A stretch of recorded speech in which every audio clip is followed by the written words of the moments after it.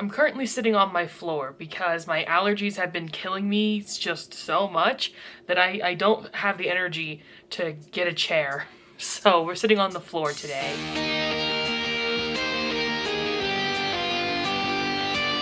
Welcome to the School in a Boat podcast, where, unfortunately, the glare in my glasses, if you're watching on video, is not going to be cool or good. I apologize for that again. I'm sitting on my floor because I just can't be bothered to not be sitting on my floor. Oh, I have a crispy Dr. Pepper to drink today, by the way. So let me open this up real quick. Should have done this before I started, but that's okay. Oh god. Oh god. Okay, we were very close to an explosion, but cheers. Like I said earlier, my allergies have been absolutely killing me. It's actually been causing so many delays. Like, I'm recording this a lot later than I usually want to. The past 2 recorded episodes have been done like super late, to where I'm like, I hope this isn't just what my schedule is gonna be now. I don't think it is. I think I'll get back on track once these allergies finally go away. And I know what's causing it. I'm sleeping with my window open because it's been really warm because I don't have air conditioning. Long story. But yeah, I partially think it's because I've been sleeping with my window open, and partially for other reasons. But I just live in an old building, so, you know, it comes with the territory, I guess. So if you hear me sniffle a little bit, I apologize. There's nothing I can do about it. I actually very recently, was it yesterday? Yeah, it was yesterday. I recorded a lot of my video on Rags, which is a Nickelodeon original movie, famously. And that video should hopefully be coming out in a couple of days by the time that this is out. So keep your eyes out on the main channel. Keep your eyes peeled for the Rags video. I'm very, very excited about that. I want to clarify that my background poster says anti-TERF radical transgenderism. It is supposed to be a TERFs be gone poster, but my arm is covering the anti part. So I really hope people don't think that I'm a TERF, because I hate TERFs. TERFs are not welcome here. Just wanted to clarify that real quick. For those watching this video instead of just listening, it's okay if you're just listening, but if you're watching, you may notice that my camera quality might be a little bit higher. Apparently this is just a common YouTuber experience, not know a single fucking thing about cameras, even though we have to use one as a primary, thing for videos. It is very silly. So I bought this new camera, 2 years ago already? Yeah, almost 2 years ago, a year and a half ago, I bought this new camera, and I'm still barely trying to figure out how it works. Famously, the first 2 to 3 videos, or the first, at least I know for sure the first video I ever recorded on this camera, the footage was unusable because I just didn't know how to use it with the autofocus and just everything. I don't even know if I'm in focus now. Yeah, I'm just hoping I'm in focus, hopefully. It is a podcast, so it's fine. But I decided to fiddle with the settings a little bit. First of all, I found out that I had the skin smoothing setting on, and I was kind of getting frustrated with how kind of blurry I was looking. I was like, why do I look blurry? Why does the camera quality look kind of weird, especially around my face? It's because I had a face smoothing effect on. I think I must have intentionally turned it on at some point, or maybe I just had no idea. I don't know. I have no idea how that happened. I could believe one day I turned on the camera, looked at myself and went, ooh, and put on the face smoothing, and then just completely forgot I did that, and then was confused why I looked that way on camera. But I've turned it off, so you can see my my blemished face in all of its glory. I don't put makeup on usually for videos, as in foundation and stuff, literally just because I can't be bothered. But I've been wanting to try and learn more about makeup because I don't know how to do it, which is why it takes longer for me to do and why it's harder for me to do, but so I've been experimenting with different looks throughout the podcast. I don't know if you've noticed that I do different visual looks or anything, but it's because I know it's primarily listened to rather than looked at, so I feel like I can experiment a little bit more. But anyways, I tried to up the quality because I was upset that I was like, I bought this fancy brand new camera that can record in 4K, and all of my video quality looks like shit. So this is the official experiment that we're doing for this channel right now.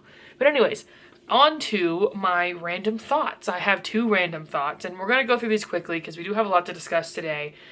And you can always use the time stamps. Oh my gosh. Hello. Okay, now I think I'm finally back in focus. Okay, I finally figured out what my focus issue was. For some reason, the camera was detecting Spider-Man's hand, not his face, but Spider-Man's hand as a face, and was focusing on that. So I might have been out of focus, but that's okay. I caught it early. So I put a little sticky note over his hand, hoping that would help. Anyways, random thoughts. I have 2 on a sticky note. The first one is from when I was recording my video a couple days ago for the main channel, and that was warm lighting can go too far sometimes. This was famously something I commented on also in the last time I recorded a podcast episode. I specifically said I look orange as hell and that I would have to fix it. I don't think I kept a screenshot of what the original footage looked like. I literally looked like I was in the desert in a 2000s movie. You know how like whenever they were in some sort of like desert scenery, the color palette was completely orange? That's what I looked like. So I really tried my hardest to make it look slightly cooler, but it wasn't the best. And again, it's because I just don't know how to use my fucking camera.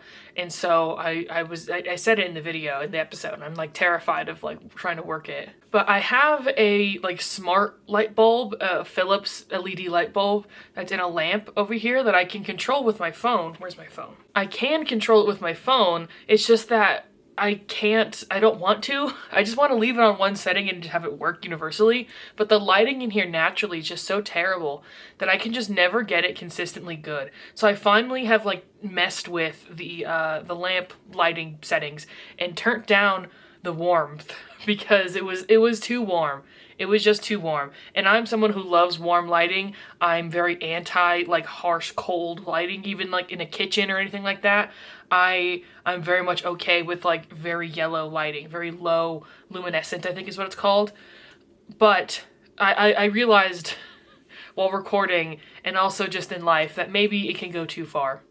So I accept a little bit of cool light into my life now. Balance is truly the big secret to it all, isn't it? That's upsetting us. It's very annoying. My next thought is a little bit meta, and it is actually, I need to get a random thoughts / podcast journal.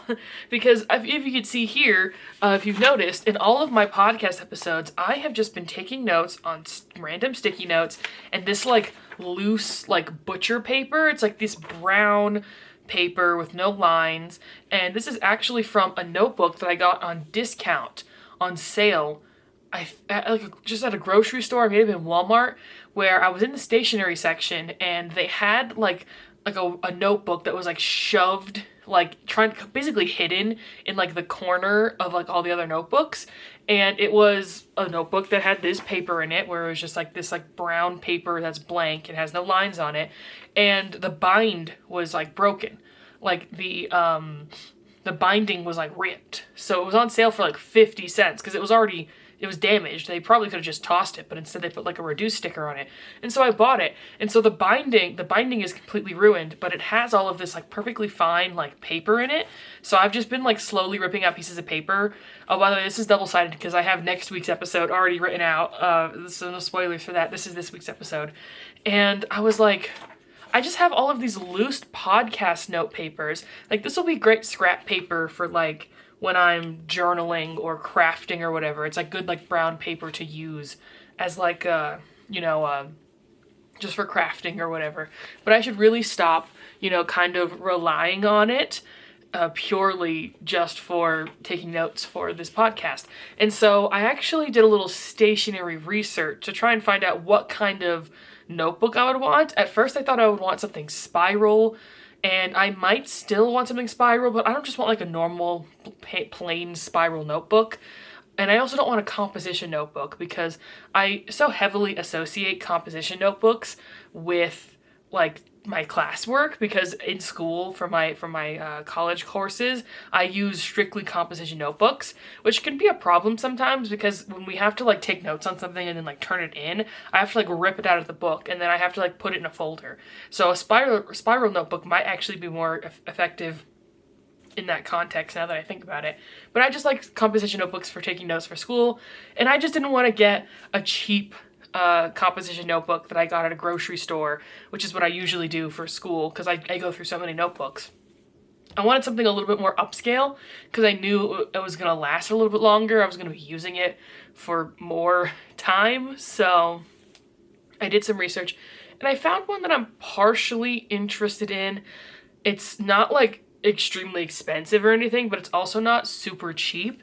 It's like a mid-range to more upper range notebook, but it is stitch bound. I think it's how you call it. It's like stitched, but it opens flat, which is a big thing for me. I can't do like hardcover because I would hate that it wouldn't like open flat, you know? So I found something that might work for me, and it's a 2-pack because I want one for videos and one for podcasting. And so like it's the perfect, like they look the same, but there's just 2 of them and they're different colors. So it's like the perfect like little dual set for work. So I might get them. And then if I do get it and I like it, then I will recommend it and suggest it for people. I might do a little opening segment at the end of the year where I talk about my favorites. Like, oh, these are my favorite things throughout the year. I don't know, that might be fun. We'll see. Oh, and so the reason why earlier I mentioned that I was nervous about my camera and why I mentioned that I was messing with the settings is because, well, one, I may go in and out of focus, which is very annoying. Like, there's only so much I can do if I'm being completely honest. What the big problem I've noticed is my big old glasses. Sometimes the autofocus has a hard time realizing that I'm a face because of my big glasses. But the main reason why I mentioned all of this is because I turned up the visual quality. Sorry, I have hair on my face. The whole reason why I turned up the camera quality on my camera is because, again, I was noticing I was very pixelated, and also because I wasn't having enough light, but because of that, I don't know if my camera is going to turn off or not. It's going to overheat, because that was the first problem I had. I had it on like the highest camera, like audio, like visual quality setting, which is really fucking high. And like every 20 minutes it was overheating and turning off. And I was like, oh no, because, you know, I record for hours at a time. This podcast is an hour long. And so I'm very nervous that it's going to overheat and turn off. So if it does, and I don't realize it, then I will just keep yapping, and I'll just put like a little screen. I'll put a little image on the screen and we'll just move on. It's an audio podcast primarily, so that's just what it'll be, okay, if that happens. I don't want to like have to stop and plug it in, or also the battery would drain a lot faster as well, so it would die like every 30 minutes. And so I would have to like wait an hour for it to charge, because this doesn't take a battery. It's like plug it in and you charge it. So I'm not doing that. If it overheats or dies on me really quick, we're just gonna keep going. So anyways, with all of that out of the way, with all of my random thoughts and my grievances over technology because I can't fucking learn how to use it ever, let's talk about today's topic. We're finally getting back to talking about On Deck, and we're going to talk about Maya. So here's something that's very interesting and very funny. I had a completely different idea for today's episode. I wanted to talk about Maya as a character for this podcast episode, and then like a couple hours ago, I just got hit with like what I thought was a genius idea for a podcast episode. And I was like, should I last minute just like change the topic? Ooh, but no, I was like, I can't do that. I have already gone, I think, 2 episodes in a row without talking about On Deck. And so I want to get back into talking about On Deck, and I will save that topic for next week. We might do it every other episode. So like, we'll talk about Sweet Life On Deck, or Sweet Life of Zack and Cody, the Sweet Life series in total. And then we'll talk about like a random Disney Channel topic, and we'll just kind of alternate in that sense. Unless in the future I come up with something a little bit different or whatever. I'm not sticking to the rules too strictly, because at the end of the day, this is just for fun, and I'm having fun, and I like to think you guys are enjoying what I yap about. But in my loose piece of paper that I'm just gonna lose eventually, I have some notes about us talking about Maya. I am so excited to talk about Maya. The reason why I'm so excited to talk about Maya is because famously, the episode that is like primarily focuses on her, that she's like kind of the most present within in a late stage episode of On Deck, called Love and War. I think it's season 3 episode 9, Love and War. It broke my brain. Famously, watching this episode made me lose my mind. When I was first watching the show, I had no intention of like making a YouTube video or a YouTube channel discussing Disney Channel stuff. It was back in 2022. Famously, it was when the second season of Euphoria is airing, and it's funny that they're barely just creating the third season now, and it's been so many years. Fascinating to see, to compare a show like Euphoria and On Deck, not only because they're literally like not even comparable, they're so different in terms of like content and all that stuff, but like just because it just like shows the difference in how television is made. Like, they made 6 seasons of a television show in 6 years, basically, with the Sweet Life series. And it's been, 7 years, and we're barely getting a third season of this show. Pretty staggering. And of course, sitcoms and network television works differently than a thing like HBO. So, you know, again, it's very truly like apples and oranges. But I mentioned that to say that, like, I was using this show as a palate cleanser from the other show that I was kind of getting angry with, and just like life being so weird during that year. And this episode, which is like only a couple episodes before the finale, like it's like early on in season 3, but you know, the show is starting to like introduce things that are going to wrap up the rest of the series. And it broke my brain. I literally like sat on my floor and was just like shaking. I was like, I need to get my thoughts out somehow. I don't know what to do. I don't know what to do. And that is how, it was one of the many contributing things that created this whole thing I do on the internet now, which is quite fun. So Maya, in that way, means a lot to me, because what they do with her character and with Zack and that whole arc in season 3, I had so many thoughts and so many feelings that were so intense that like I was used to feeling in the past, but I finally had like the gumption or whatever to like express it and try and articulate my thoughts in a more like specific way, if that makes any sense. So originally, I thought I didn't have a lot of thoughts on Maya. I just had a lot of thoughts on how the show attempted to resolve Zack and his character arc and his like series-wide development. I thought that was primarily what I was interested in, and it still is the primary thing at the end of the day, but where I was wrong was, in my opinion, that I had no thoughts on Maya, because that's definitely not true. This is actually a video I've already recorded. Before I started the podcast, and it was actually an element of me that like wanted me to start the podcast, was I recorded a whole video where I was like, things I forgot to mention in the Sweet Life on Deck video, in a similar vein to like a video I've uploaded on this second channel quite a while ago called like things I forgot to mention in my Babysitter's a Vampire video. And I might do a second part of that as a podcast episode. We'll see, because I'm currently planning Mababtober. I know it's March, but in October, I talk about My Babysitter's a Vampire only. So I recorded that video, and it was taking me a long time to edit because of many, many reasons. My computer was like, I had a bunch of technology problems, so I never ended up finishing editing that video. It is like sitting half finished on a hard drive, and I'll probably just delete it eventually because I'm now just stripping apart all of the thoughts I had into podcast episodes. So one of the main things that I ended up talking about for like more than half of the video, and as I was recording it, I was like, this should just be its own thing. Like, Justice for Maya should just be like its own own video, and then I can do a separate like things I forgot to mention. But it was very disconjointed, and so I'm glad that I just like held off and I waited until now that I have a whole podcast about On Deck, so where it's appropriate to discuss it in this manner. And we're going to talk about my opinions on the character of Maya and how she's represented in the show, and how I feel like she has some more layers within her that maybe don't really come across, because at the end of the day, she primarily functions as, and is remembered in people's mind as, Zack's girlfriend. But I feel like there's a lot more to understand that we get in these very small moments throughout the show, which is why a show like On Deck and sitcoms in general can be so great for storytelling. So let's get into it. My first thought that I wanted to mention is to kind of discuss the most obvious aspect of her character outside of just being Zack's girlfriend, and it's why she can fit as Zack's girlfriend, and that's because in many ways she could be seen as not like other girls. Now, this is a very loaded topic, obviously, and this was like the heyday of Not Like Other Girls dumb, like the early 2010s.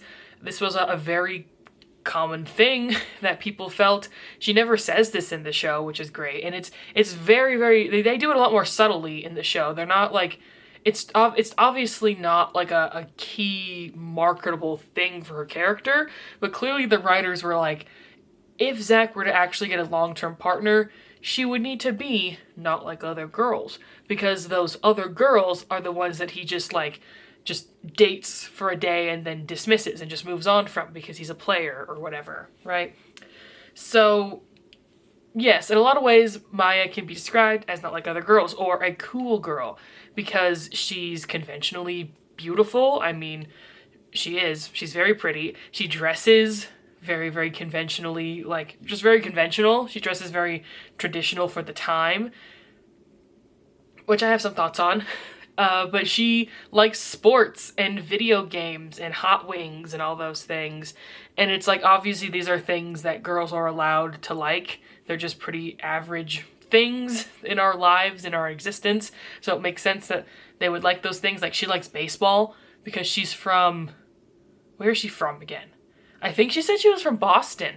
I know she's from the East Coast, but I think she said she was from Boston, which is very interesting how they never mention, it's just in the episode, that like Zack is also from Boston, if that's the case. I might have to correct myself in the editing situation, but yes, she likes baseball, she likes hot wings. Those are the two things we mainly learned from her in the episode where it's her birthday, and it's not a spoiler because you're watching the On Deck podcast, but it's the episode where they get together eventually.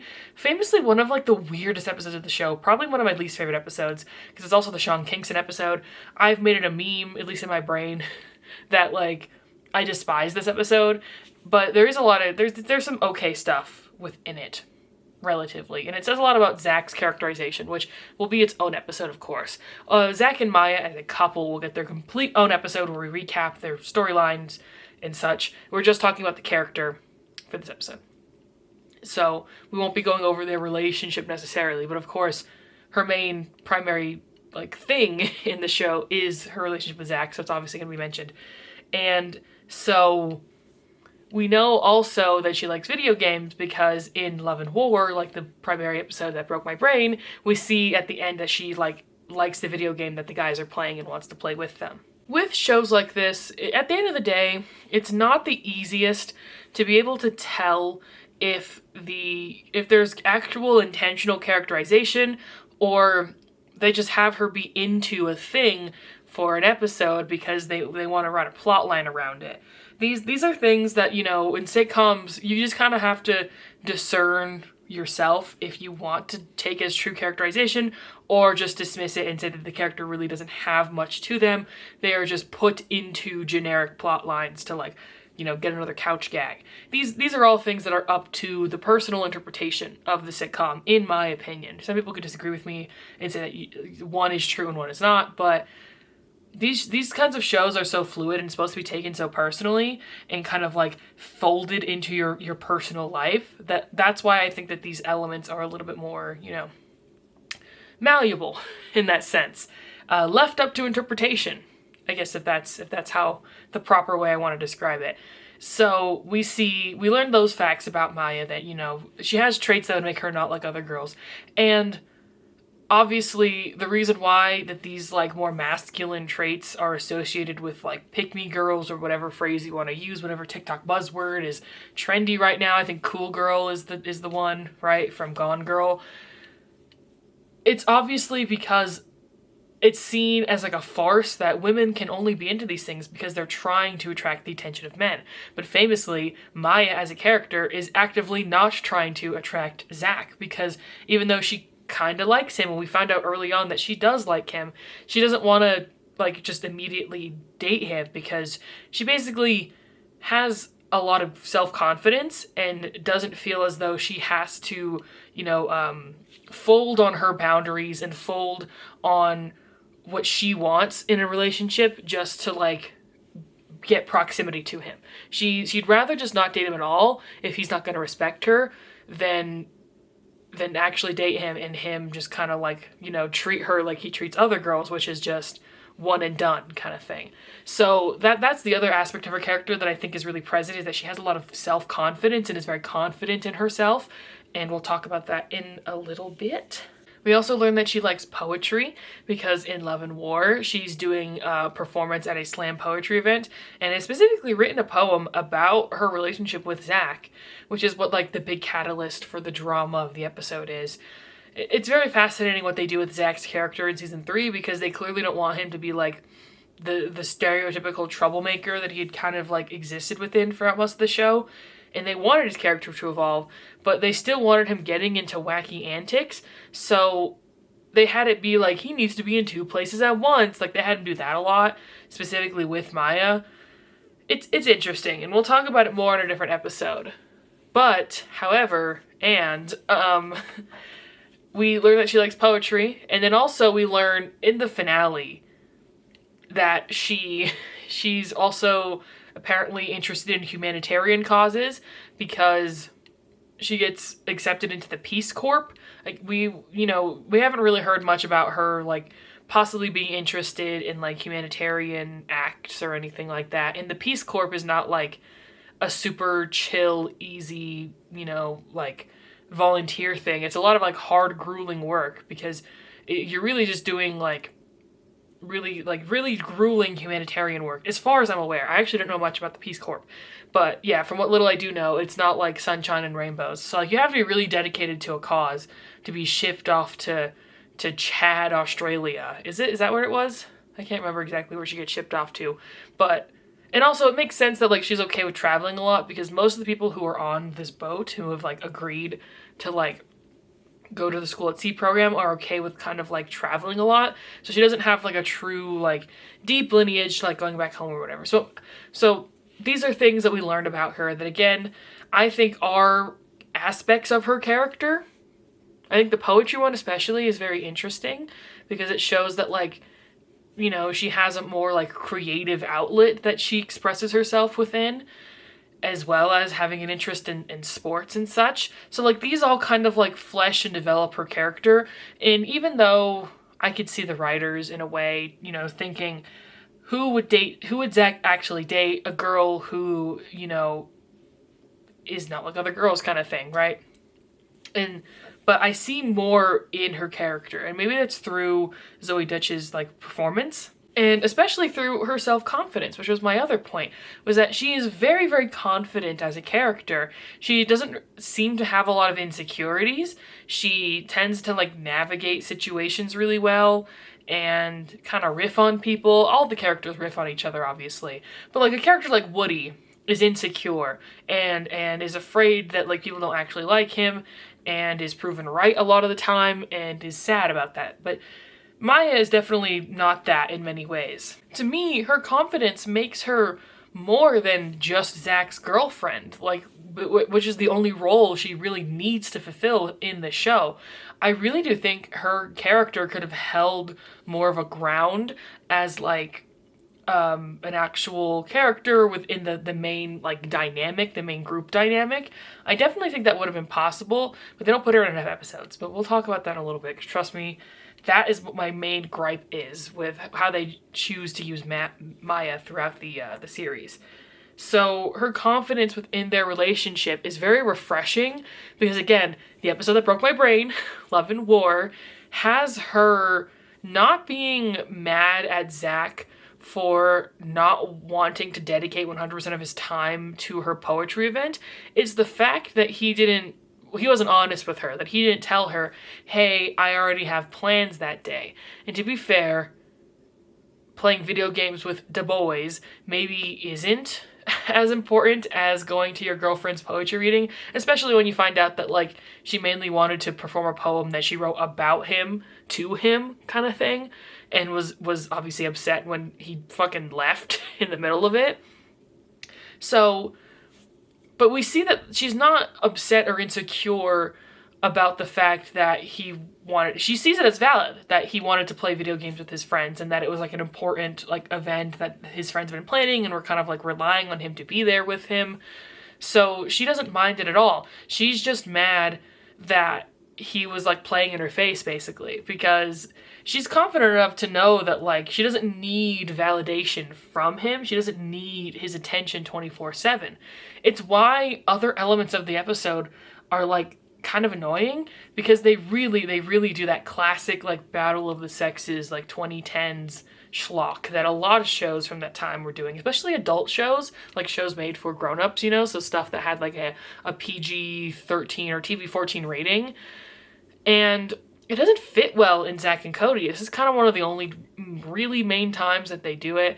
That and like maybe 2 other episodes after Cody and Bailey, well, when they're broken up throughout season 3 and then when they get back together, Zack and Cody kind of have that 2.5 men dynamic is the best way that I can kind of try and explain it. So we see that like Zack is afraid that he's gonna get a question wrong with his girlfriend.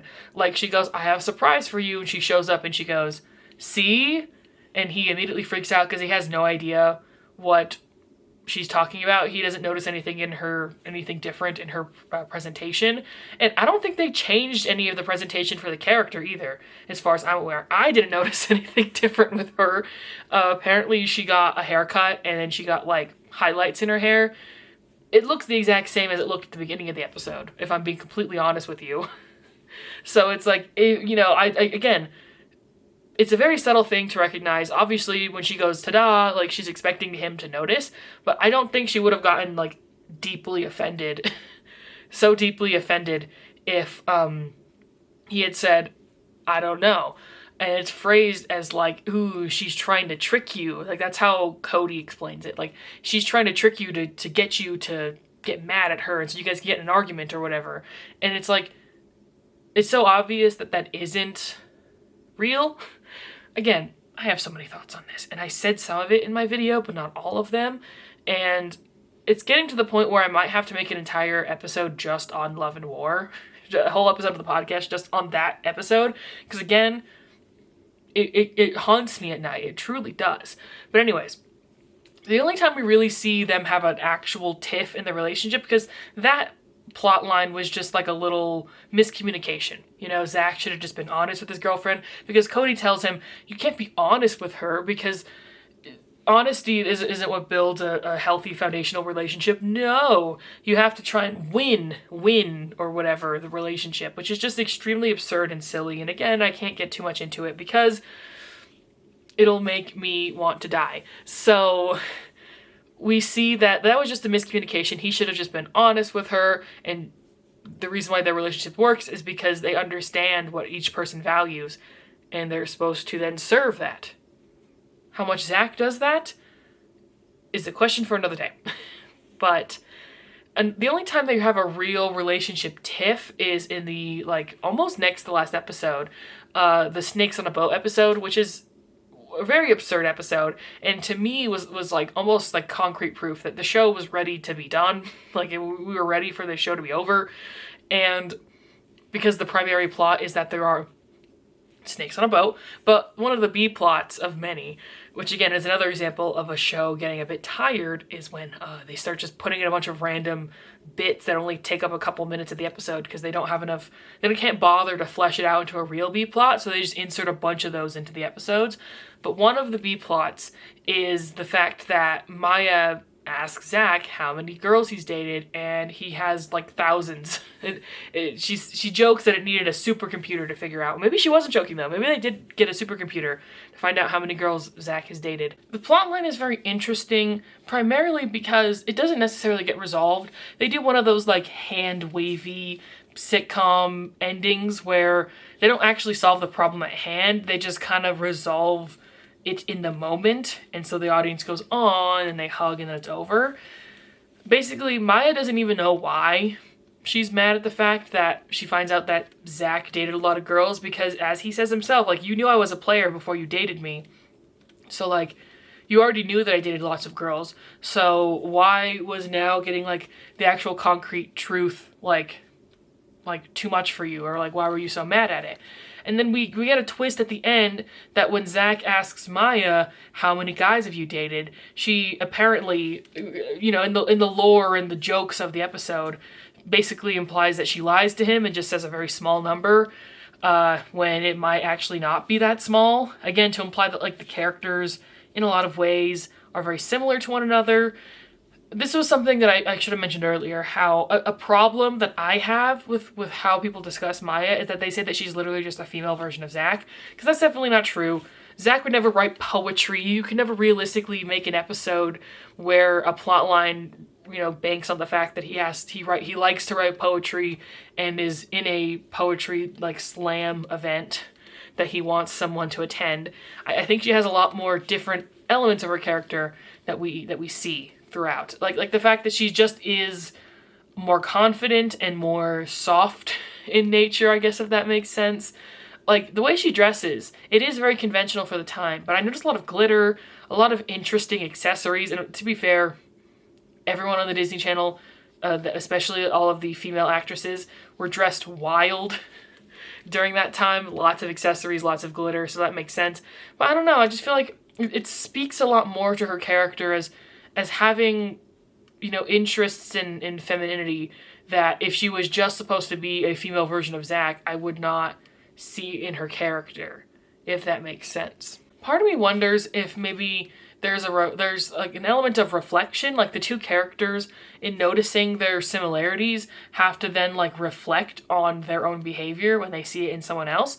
So realizing that, maybe she was upset with how many girls Zack had dated, it made her think of how upset she was about how many like relationships she had been in that had failed as well.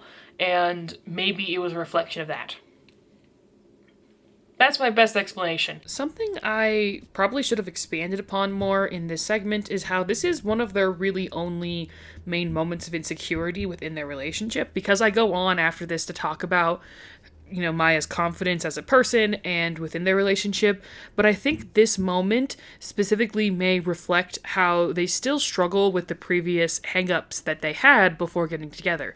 Mainly the fact that Zack is a player, and Maya's still obviously seen uncomfortableness with this, and of course this is never explored more or developed because we only get a few more episodes where Maya's not there, even though it would make sense if she would be there with the Twister 3-parter, and then we get the prom episode and the finale. So there's not a lot of time or space in that part of the show to develop this part of their relationship further, and then they break up in the finale. So there you go. Her confidence within their relationship, within herself, and how that plays within their relationship is more explored in the finale, famously. So I have to assume from the very beginning that like this was how they wanted to show the end, with Cody getting rejected from Yale and Zack getting dumped by his first official, like real long-term girlfriend. When he finally decides to commit to something and change his life for the better, it ends up exploding in his face, basically. So we see that Maya breaks up with him. She goes to him because he is like, he gets advice from his brother, and he decides that he doesn't want to break up with her, because at first he's like, I have to break up with her. And he convinces himself that he could stay in the relationship with her and have it be a long distance relationship. And she says no, she disagrees and breaks up with him. When he was like trying to think how he was going to break up with her, because he's like, oh, I've broken up with so many women before, it's no big deal. But obviously this relationship meant something different to him, which is why he ultimately decides to not want to break up with her. But then, yeah, she dumps him. And so, to me, what this really says about Maya specifically is that she has a whole world and life outside of just being Zack's girlfriend. She has wants and desires that don't align with her relationship with him, and so her relationship with him has to end. And again, that again speaks so much to who she is as a character. It's just these small little elements, and this is how sitcom writing works at the end of the day, because its primary function is to just provide laughs and a bit of momentary escapism and relief from your very stressful life, because especially like cable television like this was primarily made, Sweet Life on Deck, of course, made for children, but a lot of sitcoms like this were made for like working class people or people who couldn't curate their viewing experiences as much as like people who had more free time in their lives to be able to do. So they basically watched whatever these networks put in front of them. And so they were primarily there for just like comfort and relief from a stressful day at work or a stressful day at school or whatever. Like, On Deck was a thing that people got excited and were ready to watch to escape, like, them getting bullied in elementary school or bombing a test or whatever, I don't know. And so, since that is the primary goal and function of the sitcom, at the end of the day, like, complex character development isn't necessarily what it aims to do in the way that, like, other more prestigious television shows do. But that doesn't mean that the sitcom is incapable of doing that. And in a lot of ways it does, just in more subtle ways that aren't obvious to the audience. And it makes you, if you want to put the work in, you can uncover this, like, characterization in these small moments, like what I do on this podcast. But if you don't want to and you just want the funny jokes and the laugh track and then, go to bed or whatever so you can just do it all again, then that's also fine. And so this is how you understand Maya to be more than just Zach's girlfriend as you watch the show. Because I think, at least for me, I can feel it when I watch the series. I can feel within the weave of the show that I'm watching, like, lived experiences, even if the acting maybe is a bit theatrical for people's tastes, which again is also symptomatic of the genre, but discussion that I've had many times and will probably have further as well in the future. But these characters, you can tell that they have more going on within them, and we're just capturing glimpses of their lives, if that makes any sense. And you can feel a difference between a character like Maya and other characters that maybe don't have as much going on within their lives. And it's just cool to see how a show like this builds the wacky situational comedy and the one-line gags and running jokes into actual characterization. It's fun. And again, you don't have to overthink it, but if you do, you can be rewarded for it. So, shout out to Maya for that. The only problem at the end of the day that I struggle with is the fact that Maya's barely in the show. She gets introduced within the first few episodes of season 3, and she's only in, like, maybe 5 or 6 episodes throughout all of season 3 before the finale, and that's really unfortunate. There are multiple episodes where her name is evoked and she's mentioned as just being off screen, basically. And again, not casting the actress to be there, I have no idea why this was. Why they maybe only signed a contract where she only signed on for a couple of episodes, and that's why she isn't in, like, ones where she clearly should be. Like, for example, Senior Skip Day, her absence is very much felt in that episode. I would think it would be so fun if Zach and Maya were in the B plot, which is that they go to a club, right? Zach, London, and Woody, which is kind of like an interesting trio that I really like within the show. They try to go to a club in Spain when they're docked there for Senior Skip Day, and wacky antics ensue. But imagine how much more fun and interesting that would have been if they would have tried to develop what the dynamic of that Maya has with those characters.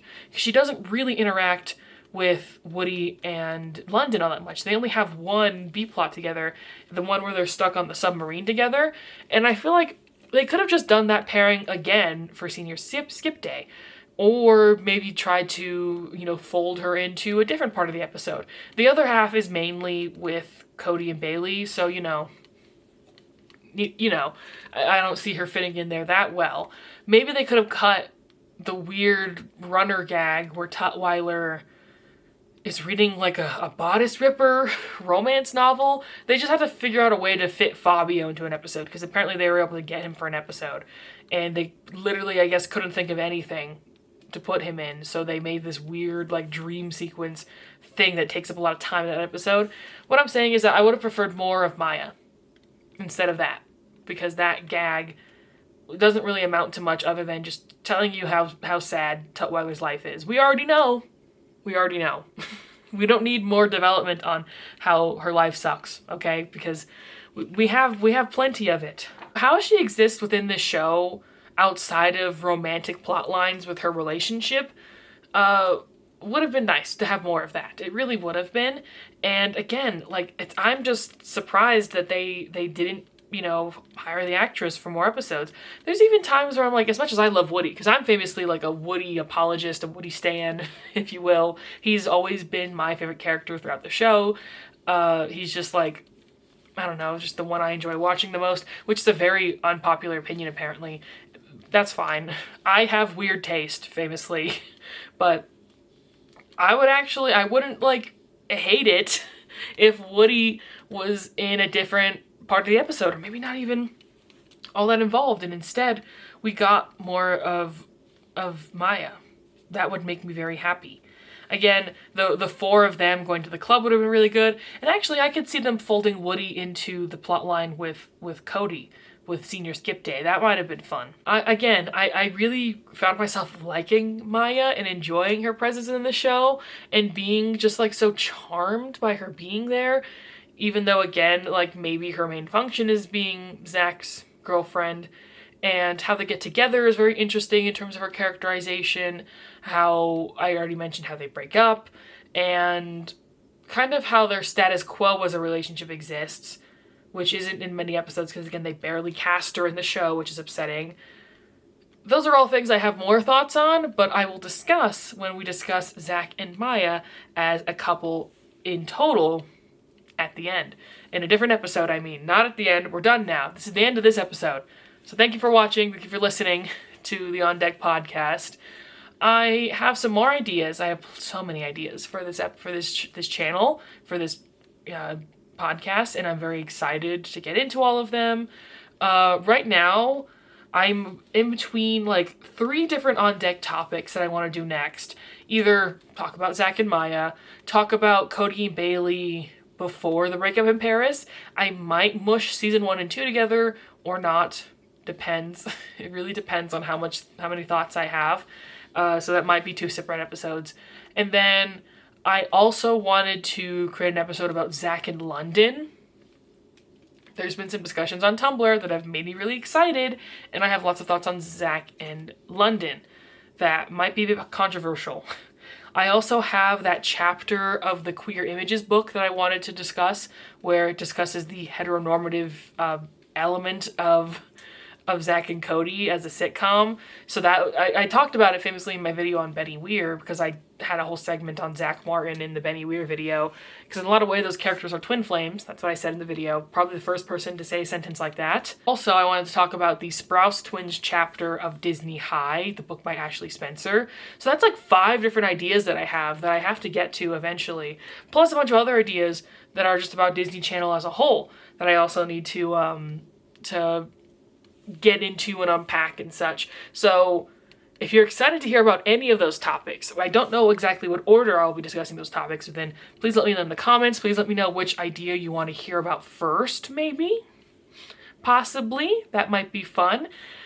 And I think next week's episode is for sure going to be about my secret other idea that I got really excited about. But after that, what I should do next, I'm a bit up in air about. So you guys can let me know. Thank you for listening. Make sure to subscribe. Check us out on Spotify. The School in a Boat podcast is on Spotify. So I will see you guys hopefully soon, in a couple of weeks, on the School in a Boat podcast. Thank you for listening, and I'll see you guys next time. Bye.